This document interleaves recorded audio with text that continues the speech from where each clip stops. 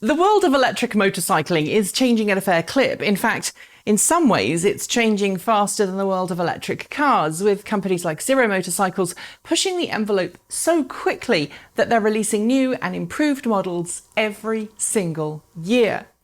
To date, most of the electric motorcycles that have really proven themselves worthy of attention have been made by startups and specialist firms like the aforementioned Zero Motorcycles, Energica and Lightning. But for the past few years, Harley Davidson has been toying with the idea of bringing an all-electric motorcycle to market. The first glimpse of this was in the form of the Project LiveWire, a concept vehicle that debuted back in 2014 ahead of a public test ride tour in which riders in the US, Europe and Canada were given a chance to provide their feedback to the LiveWire's engineering team. Suffice to say, the feedback was pretty positive. And in 2016, the company said they'd bring an electric motorcycle to market within 5 years. Early last year, it confirmed that vehicle would be the LiveWire, entering into production in 2019.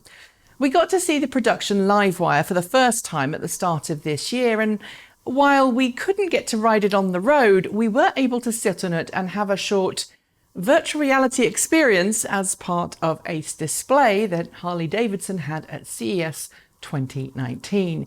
With a fully exposed frame and detailed lower housing for the motor and battery pack, the LiveWire could be mistaken for a gas bike at a distance.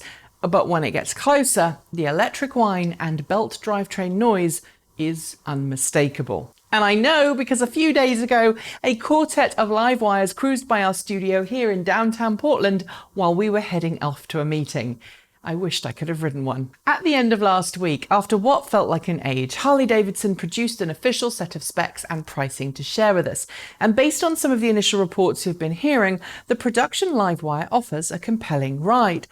But will it be a revolutionary motorcycle for the brand? Will it be a revolutionary motorcycle?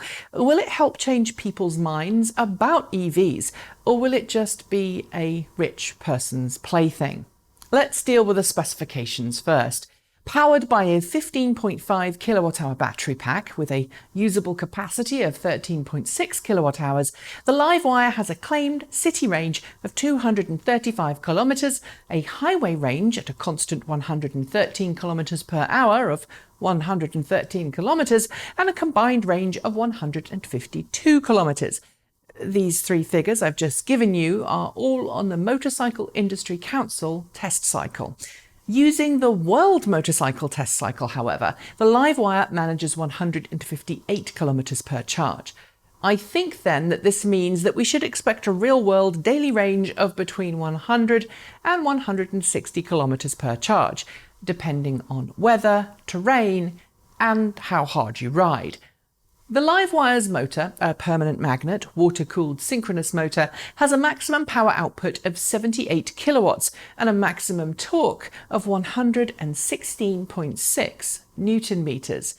Despite being 249 kilos in weight, it means that it can do the 0 to 100 kph sprint time in 3 seconds, going on to an electronically limited top speed of 177 kilometers per hour. Interestingly, I should also note at this point that these specs are far improved over the rough specifications that Harley Davidson has quoted in the past, showing that the company has continued to evolve its vehicle design over the last couple of months. As you'd expect, there are also a suite of other features on the LiveWire that you should expect on any new motorcycle, including traction control and drag torque slip control, both of which are super useful to keep you on the bike rather than off it. There's also a bright digital information display and, like the Zero SRF, the Harley Davidson has a companion smartphone app and a full suite of connected telematics that allow you to keep your eye on the bike's state of charge. And of course, ensure the bike is where you left it. I should also note too that while it is a single-seat bike in its standard configuration, with a pretty short tail like many other Harley Davidsons today, the LiveWire can be configured as a 2-up vehicle with the addition of an optional 2-up seat and extended tail. If we consider Harley Davidson as a brand and the LiveWire as part of that, it's most certainly a revolutionary bike for Harley Davidson. It's never produced anything like the LiveWire before, and certainly from an aesthetic and specification point of view, seems to have produced a desirable model that ticks plenty of boxes. Taken from a larger perspective, however, I'm less convinced. The LiveWire has 3 major Achilles heels, at least on paper, because I've yet to ride it. That, of course, may change after I've ridden one, so you should take these following 3 Achilles heels on initial reactions. The first of these flaws, weight, is the smallest problem. While Harley Davidsons aren't exactly small, lightweight bikes, the weight of the LiveWire means that at low speed you most certainly will feel your body getting a workout. For Harley riders, that weight probably won't be noticeable. It's lighter than many gasoline Harleys, but for those coming from other brands, it might be a turn-off. Sure, it's lighter than the Energica SAS9, a bike I really love riding but recently called a beefcake, but it is far, far heavier than the Zero SRF. The second problem is charging. While the LiveWire has CCS quick charging as standard, it suffers the same problem as Energica's electric motorcycles when it comes to slower charging capabilities.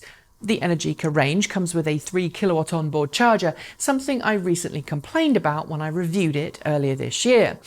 But the LiveWire has a just 1.4 kilowatt onboard charger, which means that a full charge takes, wait for it, 12.5 hours.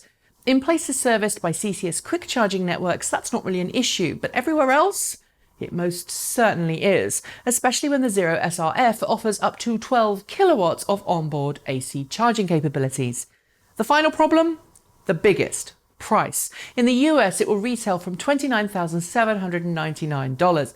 That is before any optional extras or customizations, which makes it more expensive than both the Energica SAS9 and the Zero SRF. In fact, for that same price, you could buy a Zero SRF and then have $9,000 to spend on accessories.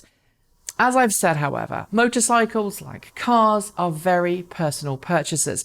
You buy them because of how they make you feel, not simply because of specifications alone.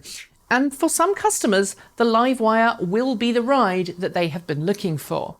But for many more, I fear, another motorcycle will be their first choice.